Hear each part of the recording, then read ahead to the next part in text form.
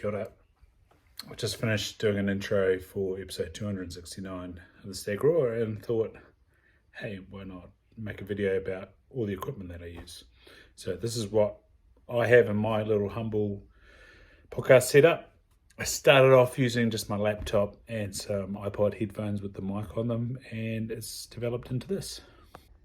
So in about June 2020, Jay Reeve recommended that I get this Samson CO1U Pro, which is a USB mic.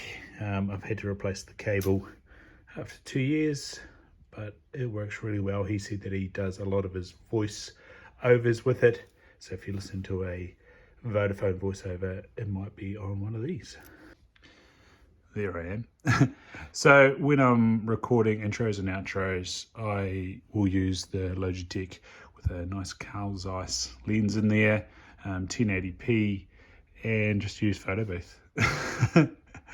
And it's the same when I'm recording in person. I just use the laptop camera and photo booth.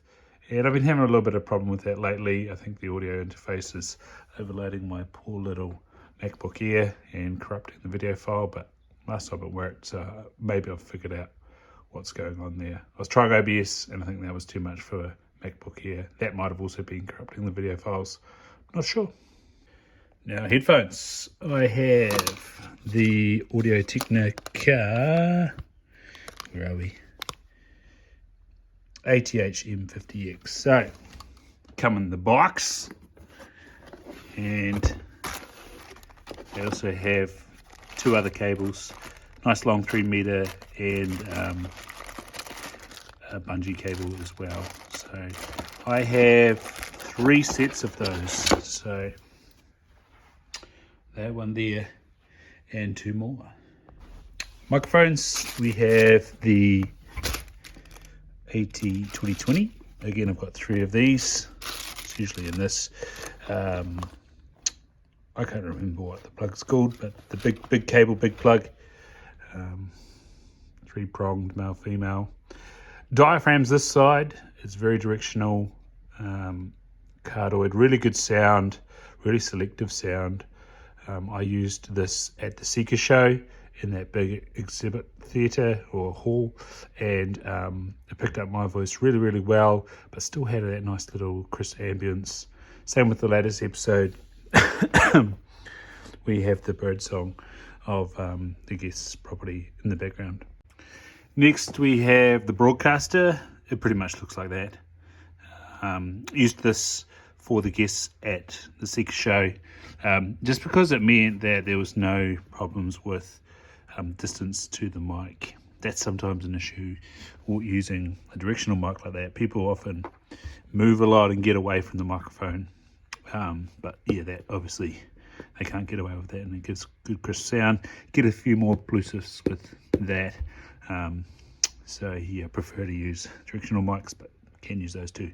Really good for taking it around and when you've got lots of ambient noise. Booms. I've got this one, which I use when I'm recording at home. I tend to take these guys with me, and they need upgrading because all the sort of, as you can hear, all the spring and steel's quite noisy. They were $10, but yeah, it's one of those buy these and you'll cry and kind of regret it situations. Right, my audio interface. Tascam US 4x4 HR. They have actually brought out a podcasting module. Just because this works, I haven't upgraded to that. But yeah, 4 mics can go into there. There's 2 headphone output jacks on the front. And then connects with USB-C to USB for my laptop, power, and then there's 4 more jacks out the back where you can plug headphones into those. MIDI cables as well. I don't know much about that. But yeah, it comes with software and it works. Obviously, I think some cameras you can output the interface into. So when I get cameras, maybe we'll do that. And so when I'm recording remotely, this is inverted commas studio.